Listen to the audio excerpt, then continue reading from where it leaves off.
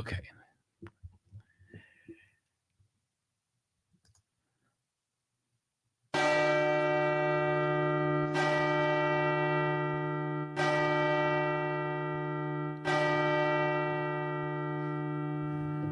It's time to talk sports. It's Hacksaw's Headlines, a panorama of the world of sports, stories, comments, and opinions.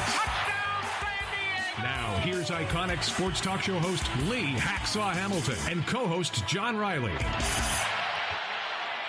Who wants to talk sports on a Thursday? We do. Good afternoon, everyone. This is Lee Hacksaw Hamilton, along with my co-host broadcasting from left field, John Riley. We welcome you to Hacksaw's Headlines from our DIXIELINE Lumber and Home Center studios in San Diego as we head towards a great sports weekend.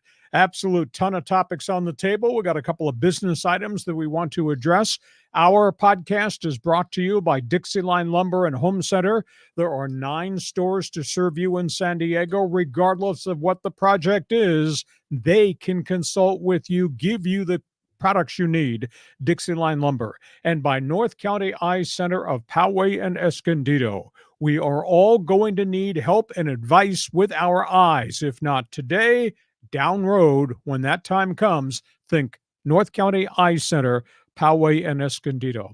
John Riley, good afternoon. Boy, we got a lot to talk about, but before we do that, let's just remind everybody who joins us early on our live stream about something that you created. It's your fault if the people don't like the comments that your fans have brought to the table. We call this Fans Forum. Yeah, Fans Forum. It's actually one of the more popular segments that we provide when we break this all up into little bits on YouTube. So if you want to get involved in Fans Forum, you got a question or a comment on the world of sports, just drop it in the live chat, Facebook, YouTube, or Twitter, and we'll get you involved. And a reminder, if you like what we're doing, we invite you to join Hacksaw's Insiders Club. It's very simple, and it's free. Just go to my website, leehacksawhamilton.com. Fill out the big orange box right there on the homepage. You'll get emails from a wide variety of things that we're offering up. And subscribe. Subscribe to our YouTube channel. Therefore, every time we post something, and that happens almost every day of the week, you'll get notification, even if it's at 2 a.m. in the morning when we post it.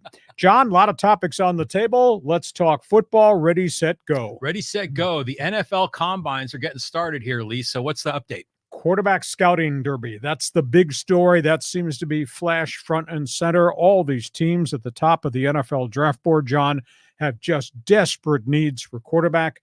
Caleb Williams, the USC Oklahoma star, is there. He's not working out, not taking part in any of the physical exams, but is having meetings, whiteboard sessions with teams that want to interview him. This kid had over 11,000 all-purpose yards, 120 touchdowns. I don't know if he's today's version of Lamar Jackson or maybe yesterday's version of Patrick Mahomes, but he is really gifted. That's the number 1 pick in the draft, probably to the Chicago Bears. The mystery guy is the second name on your board there, Drake May out of North Carolina. Now, he's big. He's 6'5", 230 pounds. He's locked in as a pocket passer. Big and physical. They had over 8,000 yards and 63 touchdowns last 2 years at North Carolina. NFL people say that he may have a little bit of Ben Roethlisberger in him in terms of style. Move the pocket, strong arm guy. The third guy, I think, is the wild card name, and he's really climbed up the board. I'm talking about Jayden Daniels. Started at Arizona State, went to LSU. His statistics, John, are staggering. He's like a one-man gang. 12,750 all-purpose yards, 89 touchdowns, actually 16,000 total yards, passing and rushing, played 5 years of college football. This kid has kind of elevated himself because he's been so productive. I don't know who you compare him with because he's so active running the football, but Jayden Daniels.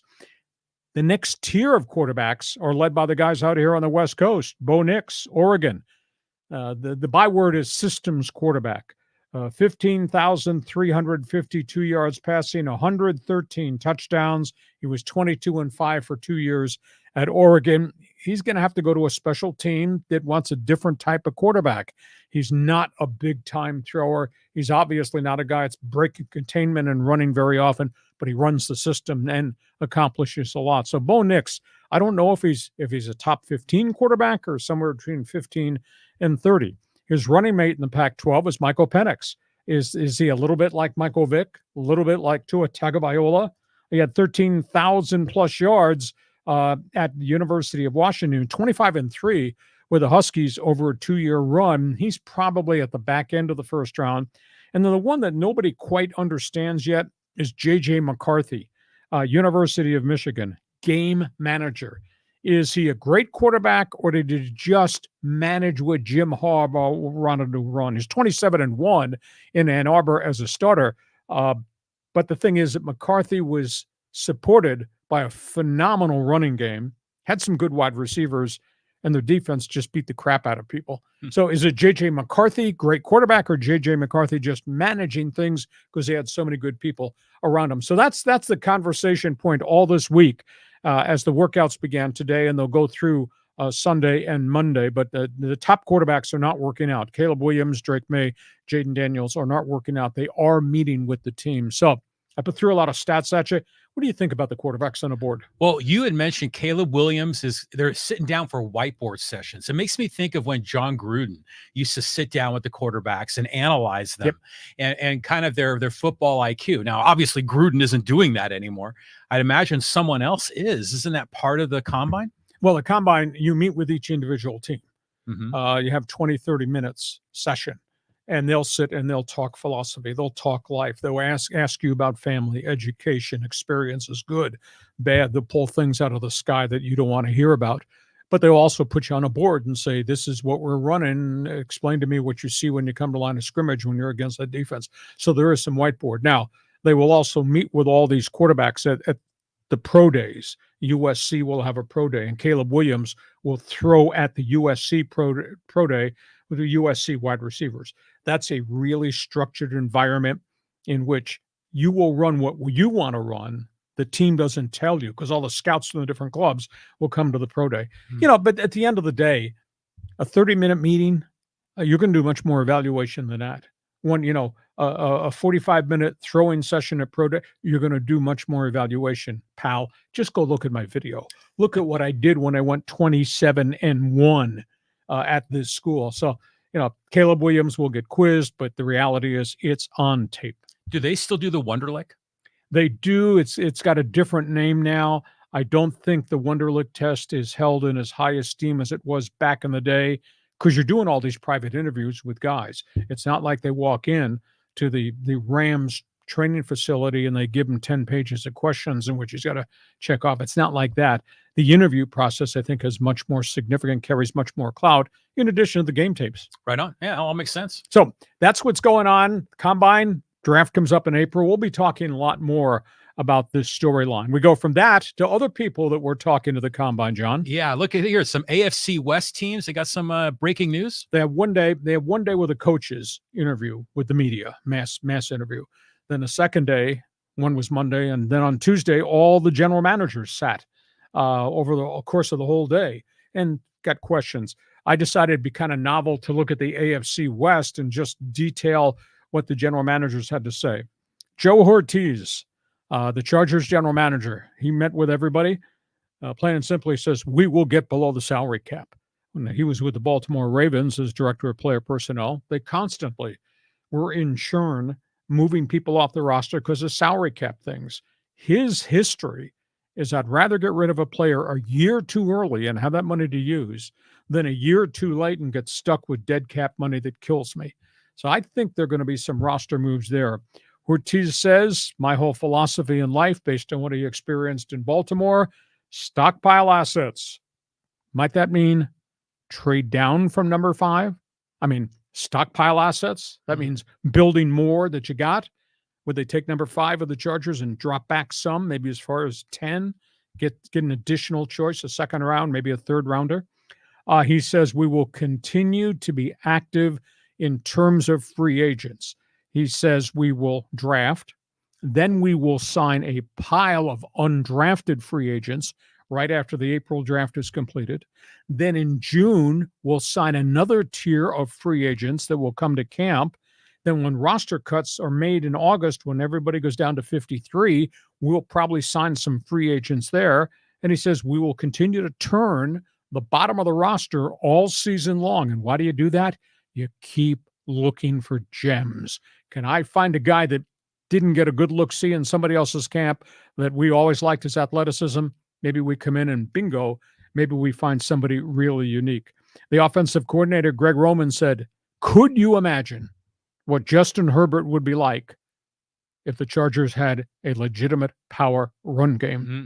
So that means they're going to change some things on the offense to help that quarterback. And the defensive coordinator came out publicly and he just said, plain and simple, Derwin James will have a defined role. We're not going to move him all over the field as Brandon Staley did when suddenly Derwin James just became a pedestrian, wasn't making a hell of a lot of plays. So that's what the Chargers general manager said. Tom Telesco, Raiders general manager. Devontae Adams stays. He is our wide receiver. He is a Raider for life.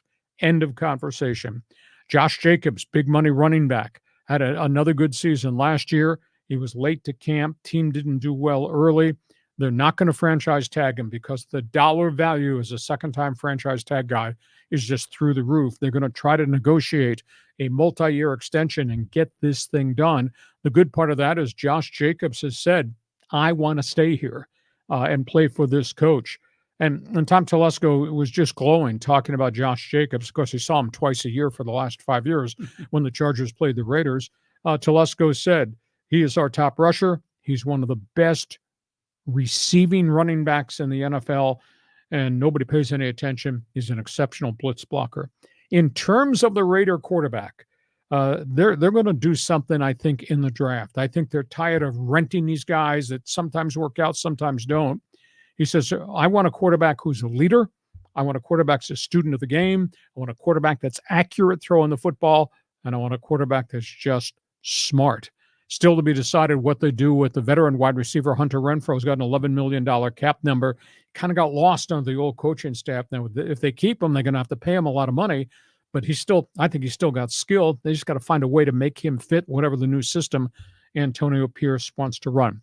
Broncos and Kansas City. Let's talk about the Chiefs. Brett Veach, general manager. We will keep our stars. Now, he's got an issue because he's got two big money free agents in the defensive tackle, Chris Jones, the best in the business, and L'Jarius Sneed, who's made himself a top cornerback. They just franchise tagged L'Jarius Sneed, and that's at $19 million. Now, I can franchise tag you today, but I can still continue to negotiate a multi-year extension to keep you. I lift the tag, and then I'll work out a deal that doesn't count $19 million against the cap. That's what Kansas City's trying to do with Sneed. They've also said, if we can't get a multi-year deal with Sneed, we'll trade him. We'll find somebody else, and we'll go get assets. They're going to get Chris Jones signed. The price tag on him is going to be about $25 million. And they just started to clear budget space. They just released Marquez Scantling-Valdez, $12 million cap space gone. Despite what he did in the playoffs and in the Super Bowl, didn't do very much during the course of the season, 2 years in a row. So that's the latest out of Kansas City. They got to deal with their top two stars. And in Denver, Sean Payton, quote, we must get the next quarterback decision right. That, in essence, is a shot at the former general manager who's still there, George Payton, who did the Russell Wilson deal. We're waiting for Denver to make the decision to release Russell Wilson. $45 million cap hit when they release him because of the contract George Payton gave Russell Wilson. And Sean Payton said, we've had no trade offers. Nobody wants $39.7 million of a contract. One thing he did say is, we're going to try to get as many picks as we can. I've been told, they haven't said it, they're shopping the young wide receiver, Jerry Jeudy, and another big wide receiver, Tim Patrick. Jeudy just has never become a superstar. He makes big plays, but he doesn't do it on a Sunday-by-Sunday basis. Patrick has had two bad injuries 2 years in a row, still got great upside, but they're going to try to move some of those guys to make a transaction. So, John, that's what's going on in the AFC West, and your reaction to the GMs. Yeah, just all these different teams. Let's talk about the Raiders, because they're the team that doesn't have a quarterback. And where are they in the draft? 13. 13. So if you were to look at some of those top names, obviously Caleb Williams will be gone. I mean, who will be there, do you think, at 13? That's a huge question. Bo Nix might be there, systems quarterback. Michael Penix definitely will be there, but who is Michael Penix? Is he Michael Vick? Is he Tua? We don't know. Then that's what film study is all about. J.J. McCarthy. But who is J.J. McCarthy? Big star or just a guy that handed off and threw some safe passes because Harbaugh's team was so great around the quarterback? So I think those guys will all be there at 13. And then, then you can get into the other discussion, although this goes against the grain of what Telesco said. If Denver blows out Russell Wilson, he'd be available for minimal money because Denver's paying the bulk of the contract. You could get him for the minimal at $1.5 million for the first year. But does that go against the grain of Telesco wanting a quarterback long range for the future rather than these short-term rentals? Raiders always did short-term deals. Oh, and sometimes they did work out. Rich Gannon was a great quarterback. Jeff Hostetler did a good job for them back in the day. But more recently, no, not at all. So I'll be fascinated to see what your Raiders, how come you're not wearing Raider gear?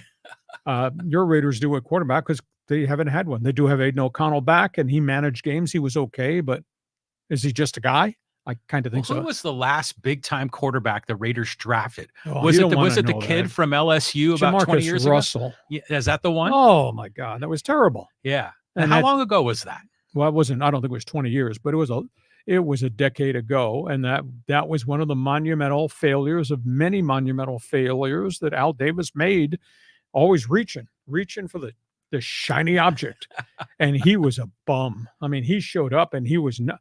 This is what I don't understand as it relates to, you're asking the voice of the Chargers and Seahawks, not to be critical of the Raiders. I don't understand with the methodology of evaluating players. In the NFL, they evaluate everything. What does he have for breakfast? How does he dress in public? All that stuff. In addition, can he throw deep and can he throw up and outs and all the passing tree? How they could not investigate that this guy had no work study habits as a quarterback. He just got through it on athletic ability at LSU. What kind of evaluation did you do? Because he got to the NFL and he didn't work at it and he had no clue about it. I mean, the stuff that I saw him throw, he was in the early 2000s, right as I was finishing up doing the Chargers and the Seahawks side. I saw him in games and he was pitiful in terms of accuracy and decision-making and being late and just running. How do you not see that in your evaluation? What did you study him? I mean, so Raiders historically have done a horrible job modern-day football quarterbacking. Well, I bet there's a lot of athletes across all sports that have done that, where they have gotten by because they've been this specimen, this Adonis, this muscular, beautiful, long athlete, and suddenly they get to a point where they need to have, a lot between the ears. And some of these guys have it and some of them don't. Oh, it's a lot of guys. And the fatality rate, John, in quarterbacks in the first round over the last 20 years is spectacular. It's over half? Oh, yeah, more than half. And see what makes it worse, although it's under control now because they have a different structure with the salary cap. But wait, what made it worse in the Jamarcus Russell, Ryan Leaf era is those guys got mega money and they killed you on the cap if they burned out, failed out, flunked out, got washed out, a.k.a. Jamarcus Russell and Ryan Leaf. And there's a lot more names I'd have to go through and do research because I don't have them right off the top of my head. But first of all, you can't make a mistake on a quarterback at the top of the draft now because it's a quarterback's league. It's not as fatal financially as it used to be, but that's a number one pick if it doesn't work out. What a disaster. Vince Young, one of the more modern day meltdowns. Great athlete, could do it all in college, but this ain't Texas you're playing anymore. And Vince Young scuffled and struggled. Do you have confidence in Caleb Williams and Drake May, some of the top guys on this list? Do you think that they're going to have success? The college guys that I network with on the East Coast say Drake May is just a big, tough, smart guy. He's a football student. That's what he is. He lives in the film room. So I got to believe, we've seen Caleb Williams firsthand, and he's just fanatical in terms of preparation. Just look at the end results, what he did at Oklahoma, what he did at USC. Even at USC, when he had no help at the end of that last season, the whole thing fell apart around him. So, yeah, I think it's a different cat now, a different breed of quarterback that we're evaluating. Okay. We get to halftime. A reminder, our podcast is brought to you by DIXIELINE Lumber Home Center Stores, 9 locations to serve you in San Diego, and by North County Eye Center of Poway and Escondido, comprehensive eye care, state-of-the-art technology, North County Eye Center, Poway, Escondido. John, explain to everybody on our live stream about how this works, this being Fans Forum. Fans Forum, I'll tell you what, the Winnipeg guys, I think all just rolled in, so they've got a ton of people on the list. Hey, if you got a question or comment for Hacksaw about the NFL Combines, the quarterbacks, maybe baseball getting started, just drop your take in the live chat on Facebook, YouTube, or Twitter. And a reminder, join our insiders group. Everybody here in Southern California, we're trying to roll out some kind of unique things to get together with our, quote, insiders group. But just go to my website, leehacksawhamilton.com. There's a big orange box. Register. We'll put you on the email list. You'll get notifications every day about different things that we're offering, but just do that. And we want you to share, want you to subscribe. Tell all your friends, network with your people about what we're doing on our YouTube channel, and subscribe. Therefore, when we put things up on the YouTube channel, which is most every day, you'll get the alert and go from there. John, before we get to the second half, let's talk about DIXIELINE Lumber. We have been with them since almost the beginning. There are 9 locations to serve you, been in business 100 years. I don't care what the project is at home, and you've done a lot of projects in your castle. What the project is, they take care of it. Yeah, they do. In fact, I was just down at DIXIELINE yesterday, and we were talking with the representatives from TimberTech, and they're the ones that do the composite decking. And really cool stuff, learning about the product. And it's great here in San Diego with the ocean air, the salt air. It's like low maintenance decking, and people here love it in San Diego. You got projects, you can build it, you can fix it, you will enjoy it for 2024, thanks to these guys, DIXIELINE.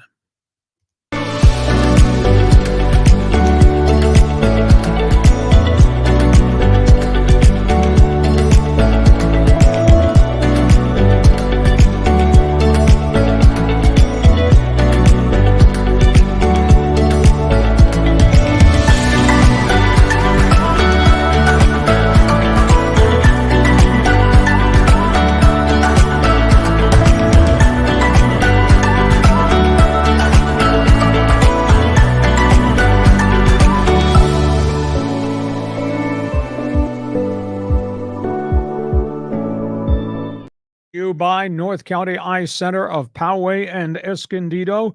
From cataracts to glaucoma to cornea procedures, whether it's just vision test, glasses, or contact lenses, these are the people you should trust. Been in business here serving people since the 1970s. North County Eye Center, Poway, Escondido.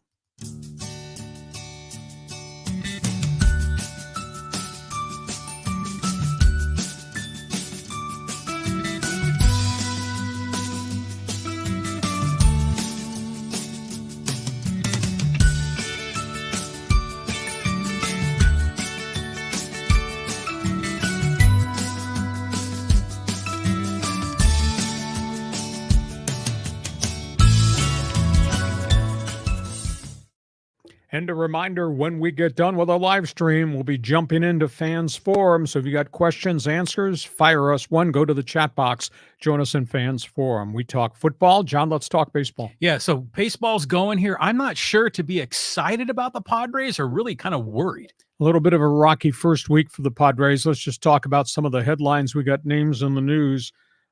He's had 2 starts. He hasn't gotten out of the first inning of either one of these starts. One of their aces, Joe Musgrove, is really struggling. He's pitched 2/3 of an inning as a starter, has given up 8 runs and 8 hits. John, his ERA is 43.50 through the first 2 starts. Now, he's coming back from the capsule issue. He has had no arm problems yet that he's alluded to. He is experimenting with a new type of slider. It's more of a slurve, which is a curveball slider. It's a different type pitch than his money pitch, which was the hard slider, which led to the shoulder capsule problems. They're just going to continue to work on this new pitch, and we'll see over the next couple of starts whether he can master it. He's had problems with the strike zone and finishing off batters. The second guy, it's a little bit too early, but the fact he had elbow problems that really wiped out the whole second half of last season, relief ace Robert SUAREZ. He's the one that's replacing Josh Hader. In 2 games, his ERA is 27.00. He's not been able to get the job done his first 2 outings out of the bullpen. They're not saying there's anything physically wrong with SUAREZ, and they've still got weeks for him to amp it up. This is kind of hard to believe because everybody said, well, he's done all this in San Diego, did all this in the Dominican during the offseason. He's ready, and this is a clean piece of paper.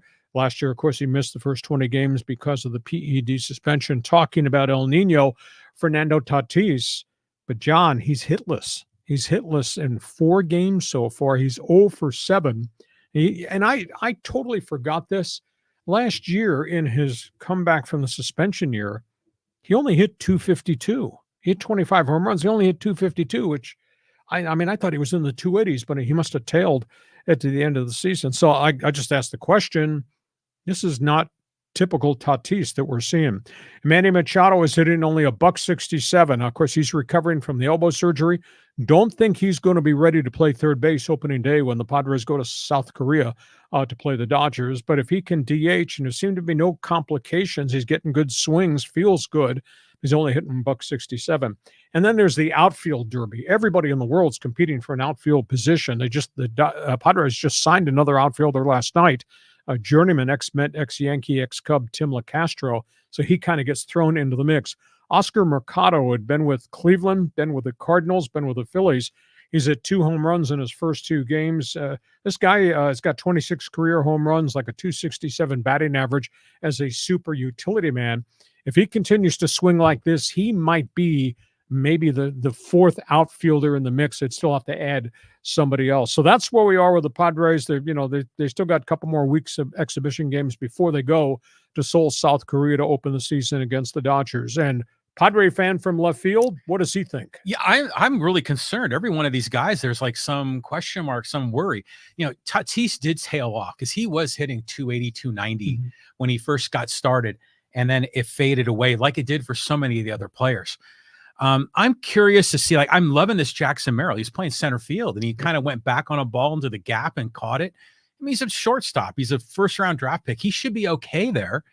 But I still think, what about Tommy Pham? Would he be a good addition to this roster? He's out there, but we've already seen this movie before, and I don't think he's coming to San Diego on a $1 million contract because they don't have that much money left in their budget, and they may want to save some money if they have a decent season and have a chance to rent somebody at the trade deadline. So I think that's why they're holding on to what few dollars they have left. But Tommy Pham did hit 262. Did hit, I think, 16 home runs last year. He's been around the block a lot of teams. We understand his persona, which can grind on people. But we also understand when he was here, he didn't play very well. So are we going to revisit that? But he was injured a lot. But he didn't play very well. He got himself in trouble off the field. So does he make them a great team? No.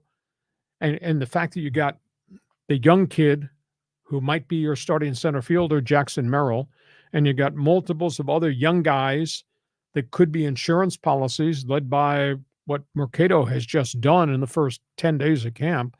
Maybe you don't need Tommy Pham at this point. Maybe you're better to save the dollars. And Pham wants $5 million. I don't see the Padres giving him $5 million because he hit 226 when he was here. As well as he played in spurts, there was also so much other junk involving him. I don't know that I'd revisit. Obviously, nobody else in baseball is revisiting him either. Yeah. Well, what do you think about Matt Waldron? He had a nice outing. I mean, do you think he has a shot at making the starting rotation? Everybody needs a 5th guy in the rotation. And he's had 2 good starts. That's kind of a hybrid starting pitcher who can throw some velocity and then throws that knuckleball up there. I mean, as a 5th guy in your rotation, okay. But, the Padres are trying to fill rotation spots 3, 4, and 5 with the guys from Yankee Stadium.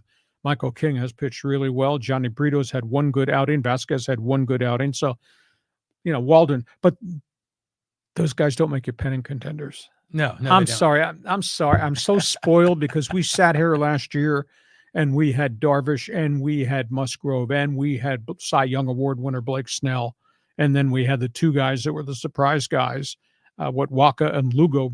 We don't have anything near that as of this afternoon. Well, we thought back then that that Lugo and Waka we weren't sure about, and Snell was always you never really were sure about. They just all turned into really good starting pitchers over the years. So I still think Morhone is a wild card, because that guy was a starter. I mean, you got a ton of money invested in from that 2016 international draft.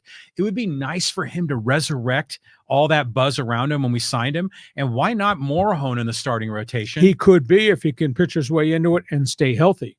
He has a history of getting hurt. I think the last I stopped counting, but the last I'd counted, I think he'd had 7 different injuries in 6 years in the Padre organization, a chunk of that in the lower minor leagues.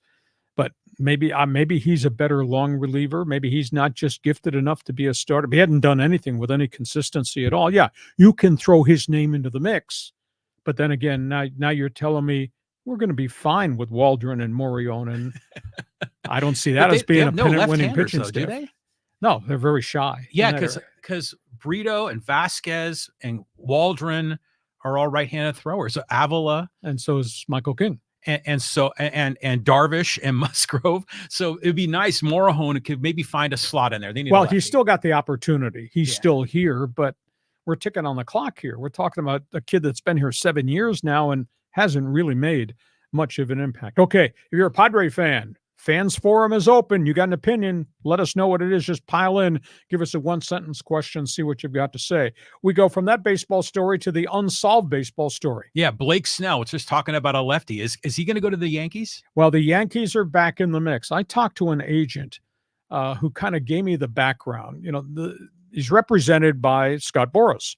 The asking price at one point was 7 years, $210 million. Most people don't think he's a $30 million a year starter, and most people don't want a guy that pitches 5 innings, and that's all he pitches, 5.8 innings per start for 7 years at that price. Now, Angels are still in it. Limited offer. I was told 3 years, 90 mil total. Giants, I'm told, might have the same offer, 3 years, 90 mil. Both Giants and Angels have money to offer, but neither one of them are good teams. So Snell goes in and probably winds up being the lead pitcher on both those teams. It probably won't be in the playoffs. Yankees are back in it, and there's been multiple layers. I asked an agent to describe to me why this wouldn't work at Yankee Stadium. Well, the Yankees are over the luxury tax 3 years in a row. They sign him. They're over a 4th year, and the penalties are phenomenal as a 4th-year offender in the luxury tax. You sign Blake Snell, pushes you over that 4th limit, 110% tax. So if you pay him 30 mil, John, you have to pay a 33 million tax to get him on your roster at 30 mil. That's because they've been over the luxury tax limit 3 straight years. This would be their 4th year in a row. In addition, you give up draft picks by signing Blake Snell. That's an issue. And then the agent is asking for opt-out clauses. No, that's not going to work. If I'm the Yankees, I am not going over the tax, having to pay this huge luxury tax, give up draft picks, and allow him to opt out after the 2nd year. What kind of investment is that? That's why Snell is not yet signed with anybody, just because some of the clubs are over the tax limit, and they're going to have to pay a mega tax if they do it, and you're going to forfeit tax, and you're going to give them an opt-out? No. Now, if I'm the Angels and Giants, Scott Boras says 3 years, 30 mil per, opt out after years 1 and 2. You're giving up a draft pick, but you do have the budget space. And if he has a good season, maybe you still keep him. If he opts out, he opts out. But you do lose the draft choices if you sign Blake Snell. So that's an issue as to why he's not signed yet. It's just not the dollar value, but to the impact of the dollar value on everything else with your budget, your payroll, your draft choices, your international money, etc. It's kind of like when the Padres signed Morejon, they had to pay a 100% luxury tax Yes. on that. But is Tony Clark squawking about any of this, the Players Association? Because this is limiting his top guys. It's limiting their opportunity. No, because they agree to the CBA, and these are all components of the CBA. To get certain things, like we're never going to have a salary cap. You got to give up certain things along the way in the course of negotiations. Now, there's no whining here. It's just a case of there's not a lot of people want to pay that left-handed pitcher $30 million per year and then forfeit all the other things they would have to forfeit to get him in the front door. We'll see if the price tag comes down. The Red Sox are no longer in the Snell era bidding, but they are in on the bidding on Jordan Montgomery. But they want his price tag to come down to maybe 20 or 25. Montgomery obviously has reinvented himself last year with the World Series Texas Rangers, but not a candidate in Texas from what I gather, because the Rangers have spent all their money and they're not going way over the tax for him again on a short-term deal. So that's the latest in baseball. On we go. Basketball. NBA. Okay. I mean, this is NBA basketball so much different than college, isn't it, Lee? NBA different. Basketball is different now than it was 3 years ago, 8 years ago, 20 years ago. Nice headline. NBA, all offense, no defense. So how do you view an NBA game? Do you go view it just to see the athletes? And there are phenomenal athletes. You talk about speed. You talk about athleticism. You talk about jumping ability. You talk about a wide variety of skill. Do you go see the NBA just to see French pastry, all those great skill guys? Or would you like to see some type of defensive commitment at the other end of the floor? I'll say this. The whole world, except you and me, can shoot three-pointers now. It's amazing, John. That's true. I mean, and the three-point basket has just changed the game, and the three-point basket allows you to get back in a game. Offenses, as of today, NBA teams are averaging 115 points a game. It's an all-time record high going back to when they first started keeping records, I guess, in the 50s. 115 per game. Defense is optional. Defenses in the league giving up 119 a game. Oh, my God. Yeah, it's just absolutely amazing. Wow. Indiana's the top scoring team in the NBA, 123 points per game. Washington is the absolute worst defensive team in the league, 124 points per game. We've had 8 teams this season, John, in a game score 150 points or more. Unbelievable. Yeah, I mean, it's just phenomenal. Indiana beat Atlanta 157-152. Boston beat Indiana 155-104. Utah beat the Pistons. Everybody beats the Pistons. 154-148. We've had games. Luka Doncic scored 73 in one game. Joel Embiid, before he got hurt in Philadelphia, scored 70. Giannis in Milwaukee had 64. Devin Booker in Phoenix had 62. Doncic leads the NBA, 34 points per game. Shea Alexander, 31. Giannis, 30. The league has never had 3 guys average over 30 in any one given season. I know you like French pastry. So do you like offense, no defense in the NBA? Because it's surely a different game, John. I watch basketball differently. I religiously follow the Aztecs in college basketball. So I appreciate defense, right? And you don't see it in the NBA. I find that, I grew up as a Warriors fan and moved down here to San Diego at the Clippers for a while. But I've gotten to the point with the NBA where I root for players more so than I root for teams. And there are certain guys that I like to follow, a lot of the ex-Aztecs particularly. So when I watch an NBA game, I have a completely different mindset than when I'm watching a college game. Because when the college game is on, I'm wearing my Aztec gear. I am all in. But NBA is definitely maybe a lighter fan situation where I'm more in it for the entertainment as opposed to the sport. There's counseling that could help you with your shortcomings. Yes. I sit there and I watch the NBA game. I watch a lot. And I sit there and I appreciate the greatness of Nikola Jokic, the Joker in Denver. Oh, big time. But he's all offense. And I obviously appreciate the greatness of Kevin Durant. And obviously what we got here in the backyard with the Lakers, with LeBron and Anthony Davis. But I don't see a hell of a lot of effort defensively to slow anybody down. It's just a different game. And I don't know if it's a good game. Some of the NBA games, some of the NBA teams are just flat unwatchable. So I'll be fascinated. You're a basketball fan. You like French pastry? You like what the NBA has become? Think about that. All-time scoring records about to be shattered everywhere across the NBA. Speaking of getting shattered, we go from that to hockey. Yeah, the NHL and fighting. What's going on here, Lee? Well, I came up in the slap shot era, and fighting was part of the game, and fighting unfortunately overtook the game, and the league really had to make some changes. We have had 4 bad incidents of fights and brawls in about the last 10 days in the league. Some have involved the Flyers, some have involved the Bruins, the Rangers, the Ottawa Senators, etc.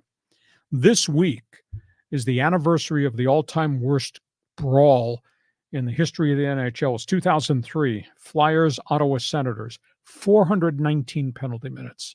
Everybody fought. And of course, that led to an onset of rules that we're going to have the instigator penalty. We're going to have match penalties if a guy gets hurt. You can't come off the bench as a third man in if there's a fight on the ice. We've eradicated the bench clearers. But all of a sudden, I saw it last spring during the playoffs, the first and second round. There are all these violent fights for the sake of violent fights. I didn't understand it. And we've had 4 really bad fights with open ice hits that led to retaliation on the ice. NHL released a statistic. This year, there have been 219 fights so far. The season is like 55, 60 games in. That's not in excess of 219 fights. In 2003, the worst year ever, there were 789 fights. This year, there's 219. Fighting is down 200%. But then it's what the people are saying in the game. Rick Tocchet, the coach of the Vancouver Canucks, was asked about it the other night, and he's got a first-place team in the NHL Western Conference. He says, we still have to have it, fighting. And Tocchet was a tough guy and was a grinder and a forward and stood up for his teammates. We still have to have it. Gary Bettman, the president, says, fighting acts as a thermostat when tensions boil over. He says you have to have fighting to restore peace. But this is Gary Bettman, who also said there's no link between fighting, concussions, and CTE. So I question that. This is the weirdest one. 98% of the players who took part in a Players Association poll do not support the elimination of fighting. He said, you need players to police the game if somebody takes a liberty with your star player. And that's the way the NHL used to be. You touch Wayne Gretzky, you're going to have to answer to Marty McSorley. Mm-hmm. But it didn't stop guys from getting hammered. Paul Correa of the Anaheim Mighty Ducks lost his career because of a concussion because it took a couple of late hits. And doesn't matter how many guys retaliated on his behalf. But there's just this mentality that players will police their own game on the ice when other guys take liberty. The era of everybody's got 2 goons has kind of gone away because of the NHL salary cap, but you do have gritty, tough guys. And there's still junk going on in some games where I say, that's not good. There was a horrible fight between the Rangers and Flyers last week involving this Ranger rookie who's fighting everybody. And I was offended. A couple of Canadian journalists went on Twitter and made a comment. And I said, NHL does not need this to sell the greatness of the sport. And I said, by the way, the estimated time of arrival of these guys getting CTA is 10 years from now. Oh, yeah. It was just a brutal fight of head blows. And head blows lead to concussions. Concussions lead to CTE. I don't care if Gary Bettman doesn't think it does, because I live in the National Football League and I've seen it firsthand. So you tell me, do we need fighting in the NHL? Is it a better game, a worse game? Do we need it because the players have to police other guys who take liberties with the star players? You don't need fighting, but it's going to happen. I mean, it's going to happen in any sport. It's tolerated. Well, but that's the difference into the NHL is usually a fight will break out and the first few seconds of it, you're like, okay, it's a fight, but then it's like the refs really kind of stand back and they let this fight become a spectacle. Like until it becomes lopsided. Then they jump in. But it's like World Wrestling Federation, it's like they allow it to happen for the entertainment value for the fans so they can get all excited about a fight. Is that good? Why does the NHL, we're going to go to the old Canada line in a minute. I'm sure everybody north of the border who's now part of our podcast, they're going to have an opinion. But why does the NHL need to sell that? The NHL's got great players, great goaltenders, the European invasion. Why do we need the 23rd guy on the roster to be a thug and beat the crap out of the other guy's 23rd guy with the risk that these guys can have. Yeah, it's stupid. It's foolish. It's an old school thing. But I think that, the rookie that came into the league that's been getting in fights with everyone, everyone knows who this guy is now, puts their name on the map. But I mean, to me, it at first it seems legit and authentic as a fight, but then very quickly it turns into a cartoon. And I don't really find it very enjoyable to watch at all. You're talking to somebody that came out of the Eastern Hockey League, which was one of the slapshot league, where fights were commonplace. And I didn't like it then. And now that we know the inherent dangers, what happens up here, for sure, it turns me off. Hey, Hockey Hotline fans, jump on board. We'll be getting into Fans Forum just briefly. Do we need fighting outlawed in the NHL? Does it make it a better game or not? Somebody jump on. You think we'll have a few people from Canada want to join us in that conversation? I'm sure we will. Last topic on the table. All right. Yeah. Let's go to the high-speed sports wire league. Got some breaking news. This is interesting. The National Football Association, the Players Association, the union, hands out a survey at the end of the second half of the season to all their players. And like 80% of the players responded in the survey, and they rated all the organizations as to the job they do on behalf of their players. That includes training facilities, that includes dietitians, that includes weight rooms, that includes equipment, that includes travel, hotels, accommodations, things of that. Miami Dolphins, Minnesota Vikings were rated number 1 in the NFL by the players for how they treat their players to get them ready, to get them healthy, what they do for them. This will shock you. The worst one was the Washington Commanders, which have crap facilities. They've had a lousy owner. That's all changed now in the last calendar year. Washington was last at 32nd. Do you know who was 31st? Kansas City. Really? The Chiefs. Amazing. They gave a letter grade of F to the Chiefs ownership, the Hunt family, which is really tremendous reputation, Yeah. spectacular people in the community. They gave them an F because the facilities are bad. The dietitian rules are ridiculous. They don't like the travel, the quarters, the meeting rooms, the equipment rooms, the weight rooms, the sauna. They gave them an F on virtually every category. Wow. Just absolutely amazing. And the third worst, your Chargers. Really? Yeah, they gave the Spanos family D's almost across the board. That's not surprising. But they gave the Hunt family F's, which just kind of really That's a surprise. blew me away. Okay, that's one topic. Next topic, NFL rule change. Now, this has just surfaced at the Combine, and evidently this is going to happen. They're going to change the kickoff rule again in the National Football League. They're going to, we believe it's going to be voted on at the spring meetings. They're going to have a one-year experiment, radically change the kickoffs. They move the kickoffs up to try to stop all the violent collisions with guys returning kickoffs. And what happened is we had a ton more touchbacks. We had a lot more fair catches, and guys still got hurt who were trying to run kicks back. The XFL, the Spring League, had an experiment in which John Riley's kicking off to Hacksaw. Mm-hmm. You're at my 35-yard line. That's where the kickoff is. My lead blockers are at my 30-yard line, just 5 yards away from you. Oh, wow. You say, why the hell would do that? The guy kick it in the end zone, it's touchback. Well, you don't want to touchback because the ball comes out to 35. Mm-hmm. So you pooch kick it, sky kick it, whatever. But the guys at the line of scrimmage cannot move until the ball has been caught by me. And then guys will block and guys can start to rush towards me as I try to take it back from the 5-yard line. Interesting. So it sounds weird. It sounds like it's just really rigged. What they're trying to do is stop the horrors of the injuries of the collisions. Yeah. And they have more injuries on kick and punt returns, blindside blocks, knees, that whole thing, than they do on any other line of scrimmage play. Now, it'd be absurd for you to be standing at my 35 and you're going to kick it to me, but your guys can't move. My blockers can't move until I catch the ball at the goal line of 5 and start to bring it out. So you're not having these guys going full tilt bozo all the way down the field with the violent collisions. I know it's absurd to me, but that's what's being discussed. King James, Lakers, Clippers. Last night, I don't know if anybody saw this. LeBron James went off for 24 points in the fourth quarter. LeBron outscored the Clippers in the fourth quarter. Wow. Clippers blew a 21-point lead in LA, lost to the Lakers. LeBron was just beyond himself, hitting threes, taking it to the basket. When they doubled him, he dished it to the corner. Lakers kept hitting three. A phenomenal comeback. Only counts as one win. He played an exhaustive, I think, 41 minutes. But boy, LeBron, 24 in the fourth quarter, just amazing. Japanese, Shohei Ohtani. World's going crazy. Hits a home run in his first game with the Dodgers, went 1 for 3. There's 70 credentialed Japanese Korean media at Camelback Ranch. They photograph every move. They chart everything he does.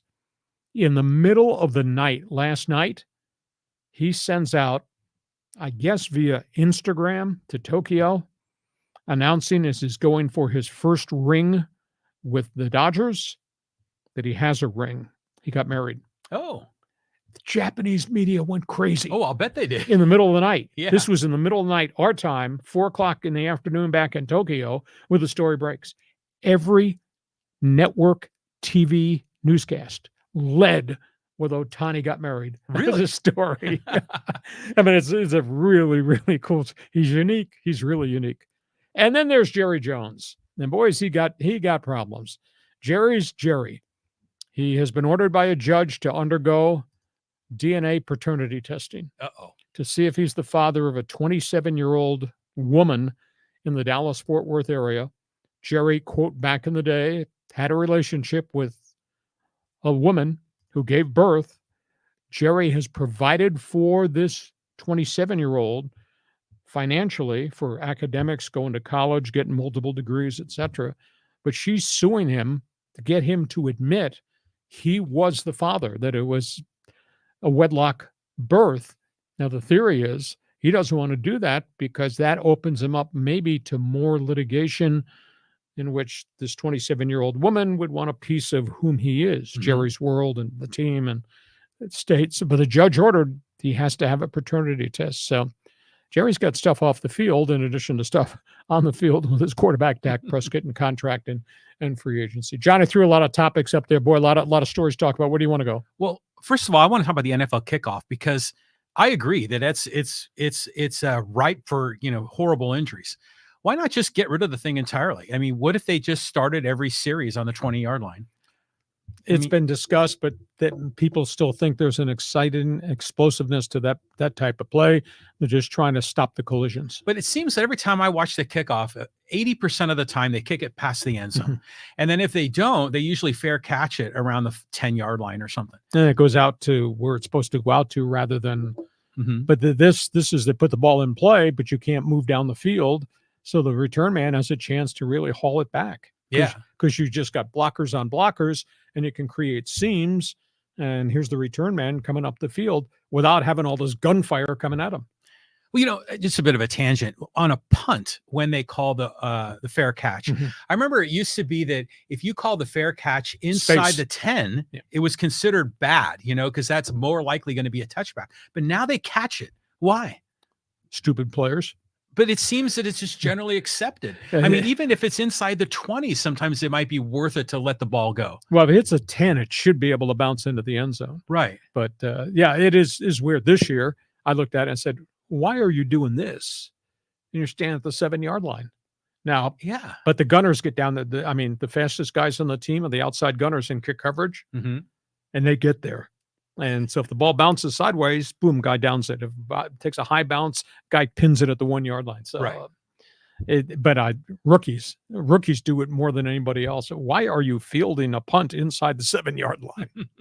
So what do you think about Ohtani? Isn't that amazing? It is amazing. What did he do? Sneak off to Vegas or something? Or? He didn't detail who, didn't detail when. He just said, we did it. Yeah. So, I mean, he is, Mr. Everything in Japan, right? Yep. I mean, he's not just an athlete, he's a sensation. So yeah, good on him. If he's happy, he's content in his family life, that's going to settle well for the Dodgers, I think. Right? Amazing. Nobody in Japan knew anything about Ukraine, Gaza, Trump. But you would think he's got to be the most eligible bachelor in Japan for a while now. Past tense. Yeah, past tense. $700 billion deal or $1 million deal. The network's led with this. There's like 6 different national news networks. Oh, yeah. That was the lead story at every one. And the papers, whole front page of the papers. Otani and pictures. Yeah. Well, I mean, you see the way the media shows up for batting practice. I mean, it's not surprising. It's just a different culture there, and I think it's cool. On we go. Time for Fans Forum. A reminder, our podcast is brought to you by North County Eye Center of Poway and Escondido. We all need help with our eyes, whether it's vision test or something much more important like cataracts or glaucoma. Consider them. North County Eye Center, Poway, and Escondido. And by DIXIELINE Lumber and Home Stores, 9 locations to serve you in San Diego, whether it's the kitchen, whether it's the bathroom, whether it's tiles, whether it's bookcases, whether it's stuff outside around the pool or on the patio. Think DIXIELINE Lumber and Home Center. John, it's all your fault. These are all your guys lined up. I can't believe how many people. We might be going from now till Saturday morning if we took all the Fans Forum questions, but get started. Okay, let's go here. Let's talk a little NHL. Hey, this is from Kevin. Will the Pittsburgh Penguins trade Jake Guentzel? He's hurt, and that's a big issue. Does have a high price tag. They're shopping him, but they've been shopping him since last year before he got hurt. NHL trade deadline is next week. We had the first monster trade last night. With the Dallas Stars, got Chris Tanev, the big defenseman from Calgary, and a 3-team, 6-player and draft pick deal. But there will be trades. The Ducks are shopping at least 2 of their guys. I don't know if the Kings are going to move anybody off their roster because some of these guys I'd like to move got big contract values, and I don't think they're going to be able to do that. But last year at the trade deadline, I went back and checked. There were 37 trades at the trade deadline in March. So they're thinking that maybe we're going to bust that record. And every year, the trade deadline in hockey has gotten bigger and bigger. It's kind of become what baseball used to be. Yeah, I just love that. I mean, just when your team has a chance to kind of change direction, change course, I mean, it can just make your season or break it. So if you're a hockey fan, especially all those on the O Canada line, if you go to my website, I wrote a column today about rebuilding Anaheim Ducks, the impact on our American Hockey League team, San Diego Gulls. Read it. One man's opinion. It's on my website, leehacksawhamilton.com. Move on. Okay, let's talk NFL and Broncos. This is from Ed. He says, Russell Wilson was a huge bust. Pete Carroll didn't drop him for nothing. Turned out to be a good deal for Seattle because they got multiple draft picks and they got 2 starters out of the trade and the ability to draft some other young guys. Russell Wilson's been dinged up the last 2 years. Just doesn't look like the same quarterback right now. Denver paid a steep price and then gave him a mega contract, Ed, and I think it's going to haunt the Broncos. I don't know how Sean Payton's going to be able to get himself out of this hole with this quarterback. Somebody else will take him only because once Denver eats the contract, you can sign Russell Wilson to a $1.5 million contract if you were the Raiders, and he'd play this year under that terms because Denver's paying the rest of the contract. But is he the fit? Is he a short-term rental? Is he a long-term guy? I don't think he's long-term, but maybe in the right situation, he can still play. But he played better last year under Sean Payton than he did the year prior under the disaster. There was Nathaniel Hackett as head coach in Denver, but the best part of his career is probably behind him. And geez, $39.7 million. Which is a horrible trade. I mean, how does that Payton guy still have a job? I concur with you. But Russell Wilson, how old is he? See, 32, 34. But he's been in the league a long time, and it was only until the last 2 years before he started to get some injuries and started to catch up to him. Yeah, that's what it feels like to me. That they need to turn the page on that. He doesn't look like the same quarterback anymore. I watch him closely in the pocket. We move on. Okay, let's go here to Bruce says, what about the Chiefs owner ranking by the NFLPA? I was a little surprised. Now Kansas City had just announced a $600 million renovation upgrade at Arrowhead Stadium. That was announced just a couple of weeks ago. Chief players had to know that was in the pot and this was going to come. But yet the question is, give us a letter grade about food preparation and dietitian help. They were giving them an Fs. Cleanliness of your training camp, your workout facilities, F. Your weight room, is it up to date in terms of modern equipment? F. I mean, they gave Clark Hunt and his family just Fs in a whole ton of categories. So it's obvious older stadium needs to be renovated, and the Chiefs are going ahead, and they're going to do a lot of this.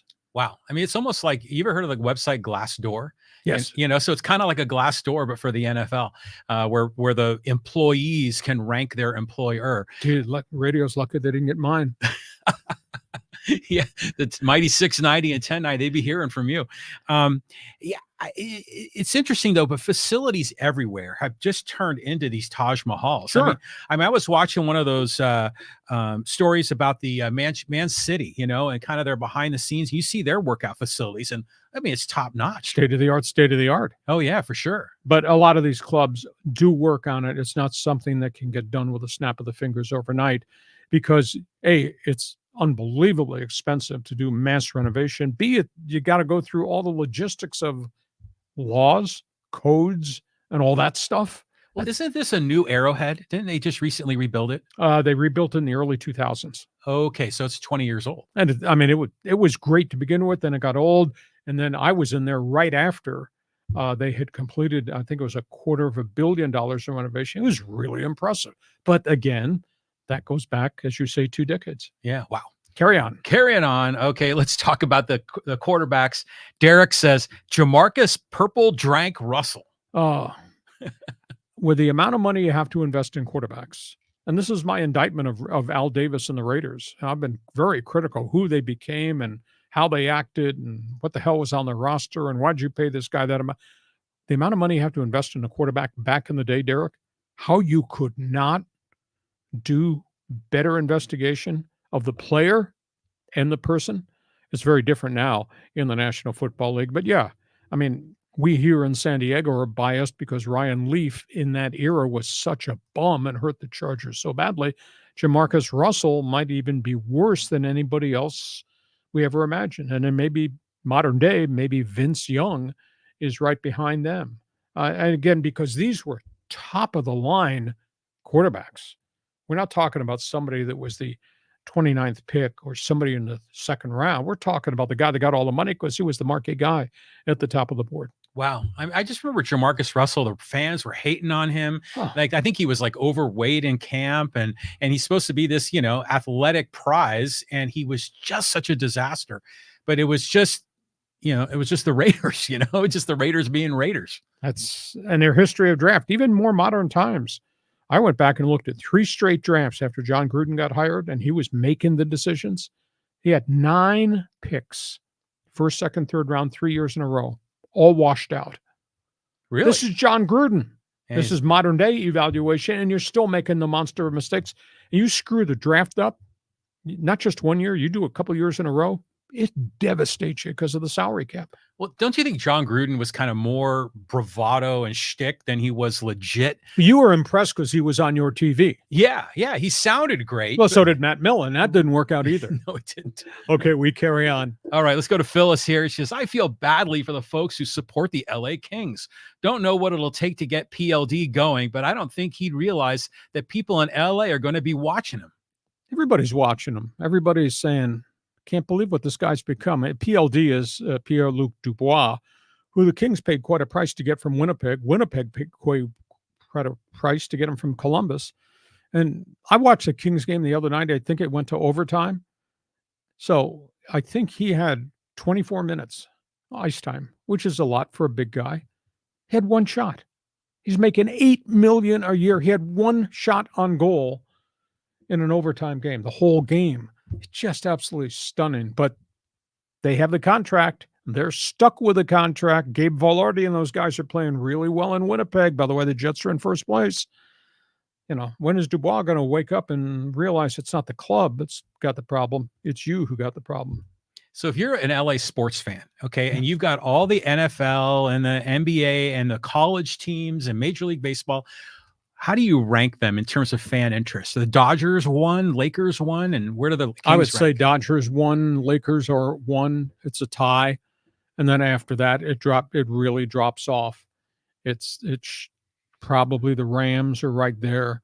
I would have to say back in the day, Clippers were horrible. Clippers are probably now in the top 4. I would say USC, UCLA, but both their football programs are not quite what they were before. You got the Chargers.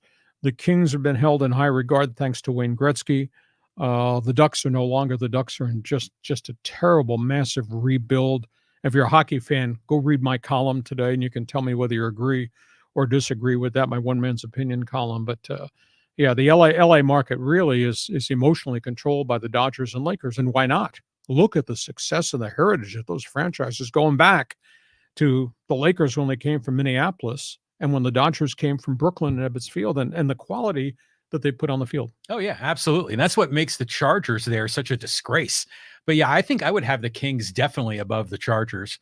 Not quite as high as the Clippers, but very close. Okay, we carry on. We carry on. Okay, let's go here to Kelvin. And he says the Raiders should trade up into the top 3. The hell with giving up draft picks. The problem is if the Raiders are going to trade up, when you try to go from 13, if you're looking for a quarterback, you really need to be inside the top 5 to get one of those marquee guys. Mm-hmm. But to go from 13 to 5, you're going to have to give up your 1. You're probably going to have to give up a 3. And 1 and a 3 is a steep price. And then maybe you have to throw a player in, or maybe it's a 1, a 3, and a 5. There's a trade chart that Jimmy Johnson developed that puts a point rating on every pick in every round. So if you're trading to get the 3rd pick, that might have a point valuation of 45 points. Well, you're going to have to give up 45 points worth of talent from the Raiders, whether that's draft choices or veteran players, to be able to signify I'm going to go get the 3rd, 4th, or 5th pick. But the problem you've got is everybody at the top needs quarterbacks. Now, Chicago doesn't need one. They got Justin Fields, but they may trade Justin Fields and they take Caleb Williams. And then you got Washington. They desperately need a quarterback. And then post-Belichick era, they need a quarterback at 3. So the top 3 quarterbacks could go 1, 2, 3. So even if you're at 4 or if you're at 5 like the Chargers are, you might not be able to get a trade partner because the top 3 guys might well all be off the board. Well, Bo Nix should be there at 13, right? Oh, I think so. And then, so if you stay at 13, then you really have to do the evaluation. Is Bo Nix a systems guy, or can he win for you at the NFL level? And what do you think about the Washington quarterback, Michael Penix? And then where does J.J. McCarthy come into all this debate? Who he is he the guy, or is it just he was the guy because everybody around him was so good at Michigan? So that's why you do this in-depth evaluation, which drives you crazy when you say, how the hell can you make a mistake on Ryan Leaf or Jamarcus Russell or Vince Young? How do you make that kind of catastrophic mistake? Well, it's funny is you could do all the homework in the world and still blow the pick. I mean, it is a certain randomness to it all, but clearly the Raiders overlooked the shortcomings of Jamarcus Russell, as did the Chargers with Leaf. They're not going to let a guy like that slip through now, right? No, you better not make a mistake at the top. Mm-hmm. And at this point in time, not many people do. Okay, let's go to Angel talking Padres. He says Padres should make one last attempt at Blake Snell.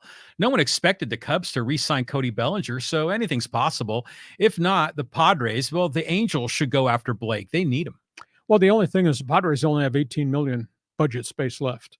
They can't go over the luxury tax for a 4th year in a row because of the sanctions, and you lose international money and draft picks. If you're a 4th-time offender, and the Padres had done it under Preller 3 straight years above the tax level, they just paid a $40 million check to the commissioner's office to pay last year's luxury tax. And Blake Snell's not coming here for 18. Blake Snell goes somewhere for 30, and maybe it's on a 3-year deal with opt-outs. But as we just talked about, one of the issues they've got is if you take Blake Snell, if you're a Yankee, you're not going to give him opt-outs to let him go back in the market. You can't afford to have the guy leave after 1 year or 2 years because you're paying a massive 110% luxury tax if you're the Yankees on Snell, and you're giving up draft pick compensation. You just can't do it from a business standpoint. So that's where we are. I don't know if this is on Boras and Snell, that maybe they should have signed earlier when there was more money available and more clubs. But if their price has always been $30 million and it was 5 to 6 or 7 years, that really limits the field. Now it's even more limited because the Yankees and Mets, for example, have spent a chunk of the money was available. So who's left? I mean, if not the Yankees, then is well, it you got the Giants and Angels, and that's it, right? If Snell's willing to come for 3 years, $90 million. Okay. But if Boras says, okay, we'll take the shorter term, but you got to give me a Bellinger contract, which is an opt-out after year 1 or year 2. Right. But the Angels say, why am I doing that I'm losing draft picks to rent him for 1 year and he's going to walk? No. And the same thing with the Giants. Maybe something will change, but at this point, those are the parameters of the teams with the shorter contract offers versus the Yankee contract offer, and it's all got linkage to opt-outs, and it's all got linkage to luxury tax penalties, etc. Yeah, we're running out of time. Moving on, let's go to Steve talking NHL. He says, fans hate Gary Bettman. He needs to step down. He's the worst commissioner. By the way, send the Coyotes to a new city. Watching an NHL team in a college arena is an utter joke. Well, the whole thing has been a disaster in Arizona ever since they moved Timo Solani and the Winnipeg Jets to Phoenix. They've had facility problems all the time. They've gone, I don't know how many owners. This might be the third or fourth owner that the Arizona Coyotes have now since they moved from Winnipeg. But Gary Bettman was in Winnipeg this week to meet with Mark Chipman, the owner of the Jets. And the dialogue was about the terrible attendance that Winnipeg has. The dialogue was the erosion of their season ticket base. And all Gary Bettman would offer was, Winnipeg, you got to support your team. You need to fill the arena. We don't need 13,300 fans per game. You need 15,000. By the way, your team is in first place. So the league is not going to jump in and solve the Winnipeg crisis. It has to come from Jet fans in the province of Manitoba. It's a proud franchise, and it's a great regional franchise. The Arizona situation, he's only keeping the franchise there because it's 3.5 million people that live in the Valley of the Sun. I used to live and work in Phoenix. It's a great sports marketplace, but they don't have an arena. And I'm sitting here, I mean, my wife's Canadian, Quebec City, new arena, market unto itself. Can you imagine Quebec Nordique, Montreal Canadiens, Ottawa Senators, Toronto Maple Leafs think there's a little angst when they play each other in the Battle of Eastern Canada? They need a franchise. But there is talk Houston. That's all based on the massive size of the Houston market. There's talk of Atlanta, but Atlanta failed twice with the Flames and the Thrashers. There is talk Salt Lake City.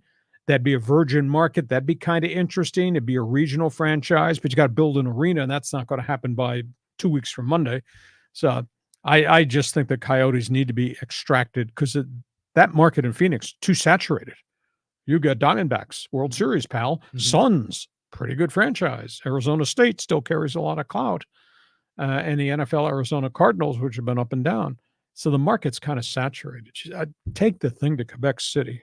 I mean, you could argue with me, but you'd be wrong. I know hockey. Well, there's a lot of teams that would love to have him, and clearly Phoenix doesn't seem to want him. But I want to go back to the Winnipeg comments with Gary Bettman, because it's always a bad look when the commissioner is shaming the fans.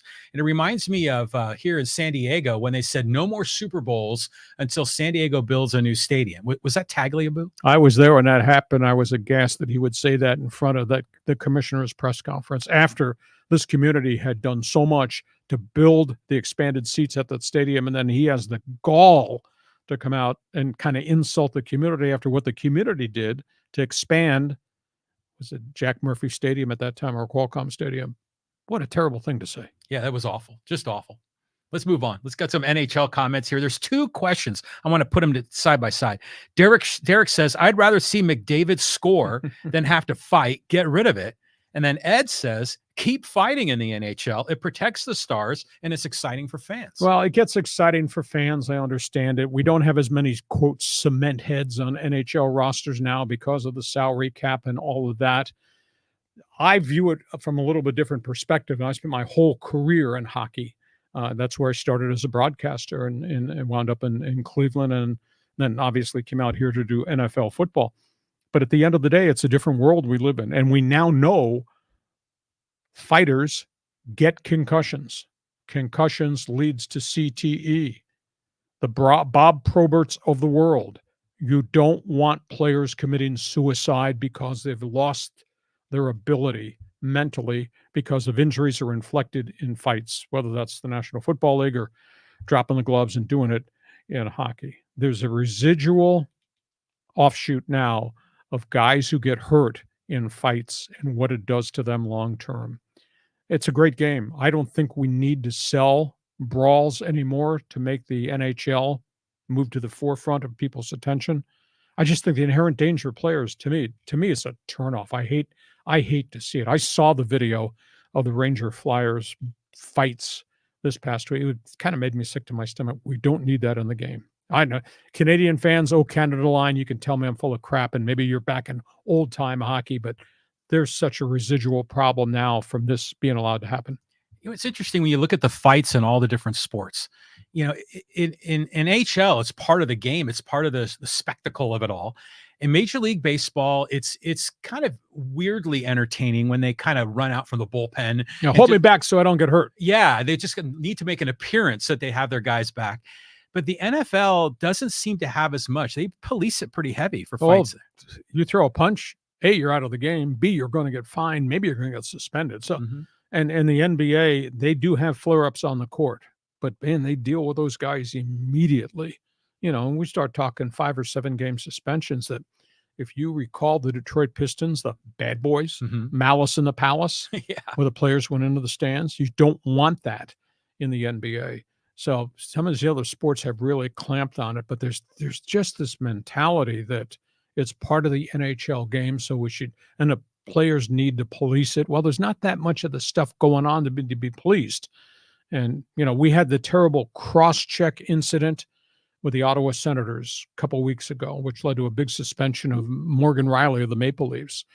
Nobody jumped him. Now, there's an ideology that you hurt my player in Ottawa with a cross-check to the head after he scored an empty goal, and not one Ottawa player on the ice responded to Riley, like should have pulled him with a cross-check himself.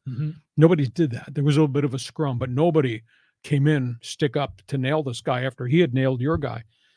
But I understand what it was. I didn't like it then. Now we know what happens if you get badly hurt. And don't tell me it doesn't happen, because guys do suffer significant head injuries in fights.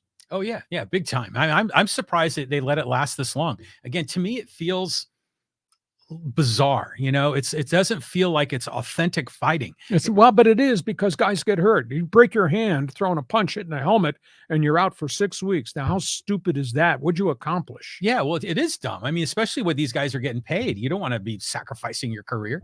So let's kind of roll over here to social media, because we just got a ton of comments and questions over there as well. And let's go here to let's talk a little bit about BRONCOS and UCLA. And he says here from Fiddish Moose, Andy Reid is done just fine without him. He was a good coordinator in a great situation. The Washington ordeal showed who he really is. The Foster hire was great, but this move is a reach. I don't know if it's a reach, because I think he's got a proven accomplished list of things. Andy Reid let him do a lot of things, including developing the game plan. And he coached quarterbacks, and he coached wide receivers. He coached them really hard. He made them really good football players.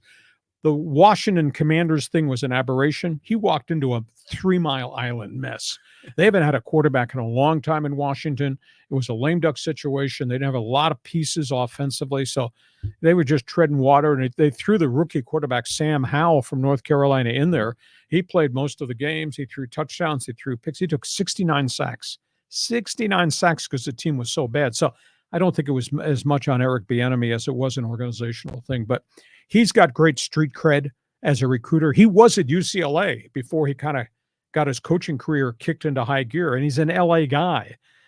So he's going to do a great job as recruiting coordinator and assistant head coach, and he'll get some more players in there, which will help Deshaun Foster. And like I said weeks ago, when they promoted Foster, I was a little surprised he was the guy, but they did it because he was popular, and they tried to hold the roster together. So not one guy's gone into the transfer portal since Foster's been hired. And you don't see that in today's college football. But I said at the point when Foster got elevated, they got to go get veteran coordinators. Well, I think they did well getting Eric Bieniemy. How do you think Bieniemy feels about this? I mean, do you think this is a step down? This is a little humble pie? I think it's a combination. I think he was frustrated that he might have had, I want to say, 13 interviews to be a head coach over 3 years, never got hired. We don't know why. Some said bad interview. Some say limited because he wasn't a play caller, but he was a play designer. He was an X and O's guy. It was a little bit, but you know what? He's such a proud African-American. I like him. I mean, I knew him pretty well when he was a running back with the Chargers coming out of Colorado. I think he'll do a good job there. And who knows? He does a good job. He might be somebody's college head coach, if not an NFL coach. So good hire. They needed unique set of credentials. I think they got one with Eric Bieniemy. All right, let's move on. Let's go talk here about the Angels. And this is from Matt. And he says, free agents aren't the answer. Trade Trout for prospects, invest heavily in the farm system, and start a complete overhaul. The Angel fans need to realize that if the DH rule was allowed when Ohtani first came over, he would have been a Dodger to begin with. Well, Ohtani was a great acquisition for 6 years.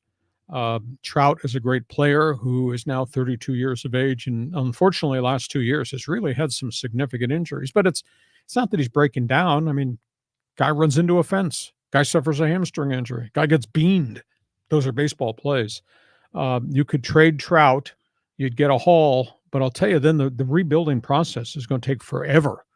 I mean, you probably won't have a good team for 5 years. I don't know that there's an answer, except that Arte Moreno is, and I did a podcast up in Anaheim the other night. Arte Moreno is $50 million beneath last year's budget. That's $50 million of players you could have signed, would have never gone out with luxury tax. $50 million worth of talent you could have come in to complement what you got. I mean, there's no doubt they do have some young draft picks that they really like. They have a young shortstop, Zach Neto, who was force-fed last year, played well until he got hurt, playing well this spring. They got a good young catcher they got from the Red Sox, Logan O'Hoppe. They've got some players. They don't have enough players. They don't have enough veteran players. They don't have enough pitching. You know, you should have spent some of that $50 million and gotten guys in here that could have complemented all the young guys while you're waiting for what's in the farm system. And they've drafted a ton of kids to see how many of those are going to blossom. So it's just a bad formula, and everybody resents Arte Moreno across the board. Well, just for fun, let's play this out. Let's just pretend that Arte wanted to trade Trout. Who could he trade him to? I mean, everyone, the big money teams are up against the salary cap. At this point, it's tough. Yeah. But I'm talking about winter baseball meetings. I'm talking about last October at the general managers meetings. If Trout would have waived his no trade clause, and he said he wasn't, but if he would have, you could have positioned him somewhere else and gotten, Trout Yankee Stadium, Trout City Field. But now all that money's been spent, and nobody's going to take on a $32 million contract. Right, especially with the history of all the injuries and everything else. So, okay, let's do one more here before we put a lid on it. Before we put a lid on, let's talk about the bowl games. This is from Soul Todd. He says, hey, none of the bowl games mean anything anyway. Time to blow these exhibition games up. Well, it means a lot if you're at a program that's never really been to a bowl game and you finally build and got yourself a good team. You get excited. When I did Arizona State Sun Devil football, we've been on probation for a long time. I got there as they were coming off probation. They'd gone through a lot of coaches. And for us to get our first bowl bid, our bid was here at the Holiday Bowl. We played Arkansas. First time I've been to a bowl game in a decade. And they had all this NCAA probation, and the head coach, Frank Kush, got fired, and they lost scholarships. It was a disaster. So it has meaning if you've never been to a bowl game. And the bowl people work really hard to put on a nice show. These people here at the Holiday Bowl, quote the Redcoats, they're tremendous citizens of the community. And you bring these teams in and they get to experience. And I'll guarantee you, pal, if your ass is in Iowa City in November and December, you get a chance to come to the Holiday Bowl in San Diego in December for Christmas, you come. So I think it has meanings. But if we're going to take 12 teams, and in 2 years there's going to be 14 teams that are going to the playoffs, what does it do to the rest of the bowl games? John had the best idea. It's the only one he's had since I've known him. John said, let's make all the bowls, give them the first round games, which would mean a Holiday Bowl would get one of the first round marquee games. That'd be cool because you'd be guaranteed for the most part of getting a really good team. And now they just came up with this proposal of a 14-team tournament that would start in 2026, but they're going to start guaranteeing a chunk of slots to the Big Ten and the SEC and the ACC and the Big 12, and there'll be hardly any other at-large bids for the group of fives, which is that to me becomes a problem because now you're screwing these people. So I'd like to see your idea works. Let's make the Holiday Bowl and the Citrus Bowl and some of these other bowls the first round qualifiers. That way we're going to get some good games which have some importance. I wouldn't kill the bowl system, but the bowl system right now is really teetering because it's all about big boy money and we're going to play in the playoffs. Yeah, it's just a vestige from the past, in my opinion. But go to one of the lesser bowls, like the Weed Whacker Bowl or the Pop-Tarts Bowl. I've been in the Sun Bowl in El Paso. That's kind of cool. But how many people actually go to that game? Do they don't sell out the stadium, do they? Yeah, 25 to 32, because that's all the stadium holds. Okay. But I mean, if you were to go to some of these other lesser bowl games, it seems like it's more for TV than it is for a live audience. Yeah. I mean, some of the bowls, the Mobile Bowl, some of them, they're drawing 18,000 you're watching the game and all you see is empty seats. Yeah. So if you had in that instead, it was like Georgia against, I don't know, Wyoming. I mean, it'd be a lopsided game, but they would sell it out. Yeah. So that's where we are. I'd like to see, as John alluded to the other day, I'd like to see the Holiday Bowl and all the other Tier 2 bowls, the good ones, all get a chance to maybe host a first or second round game. That'd be cool. Yeah, much better than at home playoff games. Yeah, Let's have them at the neutral sites. Exactly.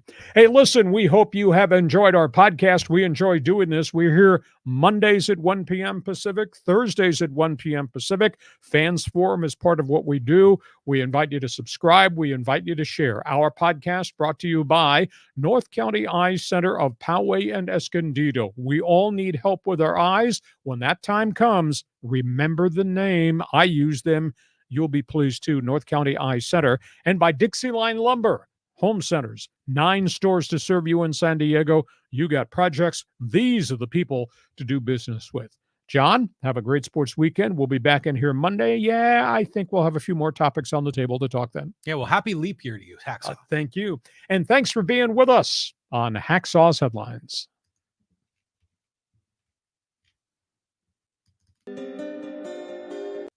Join us again for Hacksaw's Headlines on YouTube, Facebook, and Twitter. And find the audio version on your favorite podcast apps. For more content, go to LeeHacksawHamilton.com.